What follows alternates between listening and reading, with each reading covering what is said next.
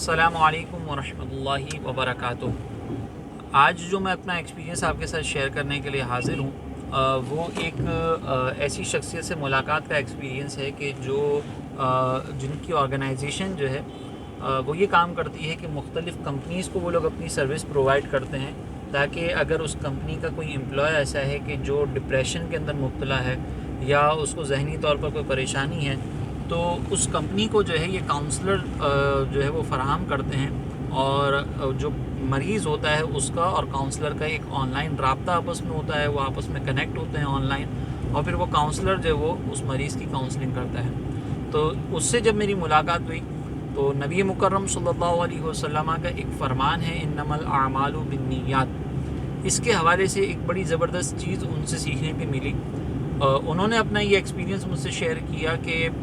دوران گفتگو جب بات چلی تو انہوں نے بتایا کہ بہت سارے بزنس مین جو ہوتے ہیں وہ پریشانی کے اندر مبتلا ہو جاتے ہیں، اور ان کے ڈپریشن میں جانے کی بنیادی وجہ یہ ہوتی ہے کہ جب وہ بزنس کر رہے ہوتے ہیں تو ان کے پیش نظر صرف اور صرف ایک چیز ہوتی ہے کہ ہمیں مال کمانا ہے، اور وہ اس مال کمانے کے لیے بہت محنت کرتے ہیں، بہت زیادہ جو ہے وہ کوشش کرتے ہیں، اور پھر ان کو اپنا بزنس سے مطلوبہ نتیجہ نہیں ملتا تو وہ ڈپریشن کے اندر چلے جاتے ہیں۔ پھر اس کا حل انہوں نے یہ بتایا کہ اگر آپ کوئی کاروبار کر رہے ہیں نا تو اس میں صرف آپ یہ انٹینشن اپنی نہ رکھیں، صرف یہ انٹینشن نہ رکھیں کہ مجھے پیسہ کمانا ہے۔ پھر انہوں نے ایک ایگزامپل دی کہ ایک ڈائپر بنانے والی کمپنی جو ہے، اس کے جو اونر تھے، اس کا جو مالک تھا، اس کی یہ انٹینشن تھی کہ میں یہ جو ڈائپر بنا رہا ہوں نا، یہ ایک ڈائپر جو ہے وہ ایک ماں کی مدد کر رہا ہے۔ اب وہ ماں کی مدد کیسے کر رہا ہے؟ اس کو نجاست سے بچا رہا ہے اور مختلف اعتبارات سے جو ہے وہ اس ماں کی ہیلپ ہو رہی ہے۔ اب وہ چونکہ نان مسلمز ہیں جو ڈائپر بنانے والی کمپنی ہے، تو ان کا انہوں نے یہ ایکسپیرینس بتایا کہ ان کی انٹینشن تھی،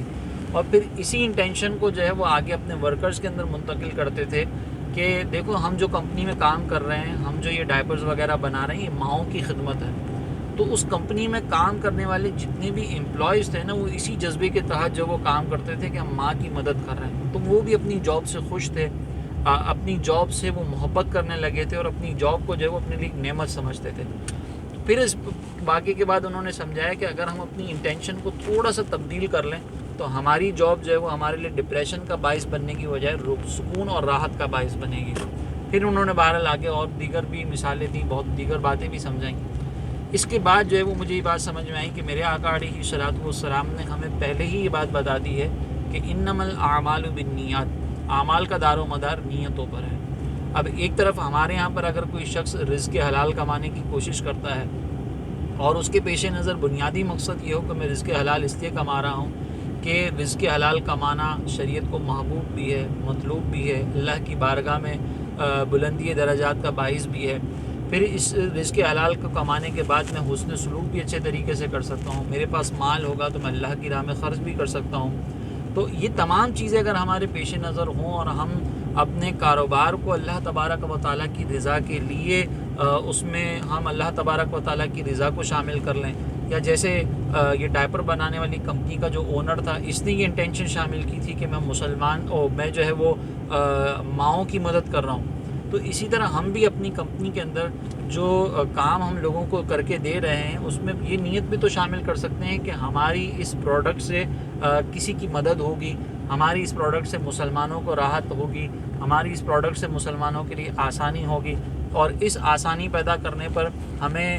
ثواب بھی ملے گا۔ تو اب ایسی سچویشن کے اندر اگر ہمارے پیش نظر جو ہے وہ اچھی اچھی نیتیں شامل ہو جائیں، جو کہ ہمارے آقا علیہ الصلوۃ والسلام نے ہمیں بہت پہلے بتایا، تو ہمارا کاروبار اگر ہمیں کما حق ہو یا جو ہماری ایکسپیکٹیشن ہے اس کے مطابق پروفٹ نہیں بھی دے رہا ہوگا، تب بھی ہم اس پر راضی رہیں گے کہ چلو ہماری ضروریات بھی پوری ہو رہی ہیں اور ہمارا جو مقصد ہے ایٹ لیسٹ وہ تو پورا ہو ہی رہا ہے، پھر میں رزق حلال کما رہا ہوں تو یہ رزق حلال جو ہے وہ اللہ تبارک و تعالیٰ کی بارگاہ میں مقبولیت کا سبب بھی بنے گا۔ تو ان چیزوں سے ہم اپنے آپ کو ٹینشن سے بچا سکتے ہیں، گویا کہ نبی کریم علیہ الصلوۃ والسلام نے اس انٹینشن کی طرف ہمیں بہت پہلے ہی توجہ دلا دی تھی کہ انما الاعمال بالنیات، کے اعمال کا دار و مدار نیتوں پر ہوتا ہے، اور یہ صرف کاروبار کے اندر نہیں، ہم اپنی زندگی کے ہر شعبے کے اندر اگر یہ نیت کر لیں کہ ہمیں اللہ تبارک و تعالیٰ کی رضا حاصل کرنی ہے، اس شعبے سے لوگوں کو کیا کیا فائدہ اور بینیفٹ مل سکتا ہے، اور اس فائدے اور بینیفٹ سے ہم ایک مسلمان کو اگر راحت کا سامان اس کے لیے کر سکتے ہیں تو وہ ہمارے لیے اجر کا باعث بنتا ہے، اور ضمناً پھر ہمیں جو ہے وہ مالی طور پر فائدے بھی حاصل ہوتے رہیں گے۔ تو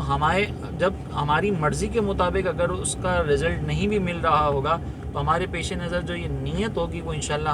ہمیں ڈپریشن سے بچائے گی۔ تو آج کے دور میں بہت سارے لوگ جو طریقہ کار علاج کا تلاش کر رہے ہیں اپنے آپ کو ڈپریشن سے بچانے کے لیے، ان مختلف طریقوں میں ایک طریقہ یہ بھی ہے کہ انسان جو بھی کام کر رہا ہے اس کام کے اندر مختلف انٹینشنز کو شامل کر لے کہ جو انٹینشنز اس کو